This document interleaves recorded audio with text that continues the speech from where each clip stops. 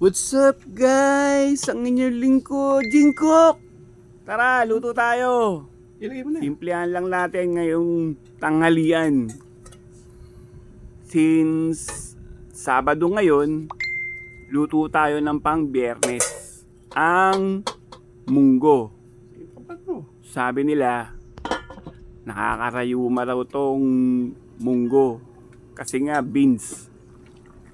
Pero siguro nagkataon lang dahil nagkakaedad na tayo or tumatanda na tayo, kumain tayo ng munggo, sabay sumakit ang tuhod natin.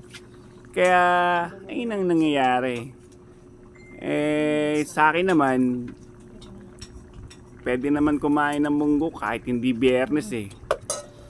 Kaya eto, niluto natin ng Sabado. Tingnan natin kung sasakit yung tuhod natin. Although hindi naman tayo bumabata, try natin. Wala pa naman tayong rayuma or hindi pa tayo nirarayuma. Kaya eto, tara lutuin natin.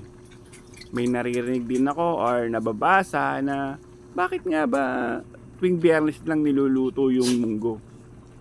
Siguro dahil sa gusto natin kumain ng masarap, natatapat ng Biyernes. Everyday naman or kahit anong araw pwede magluto ng munggo eh. Basta tama lang yung pagkakain natin na ito. Tama po ba? Kaya eto, tara, samahan nyo ako. At nilagay na nga dyan yung malunggay at dahon ng ampalaya para masustansya.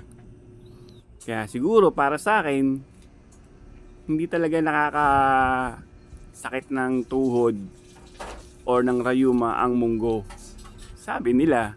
At kahit hindi naman Biyernes, pwedeng iluto ang munggo dahil masarap naman siya.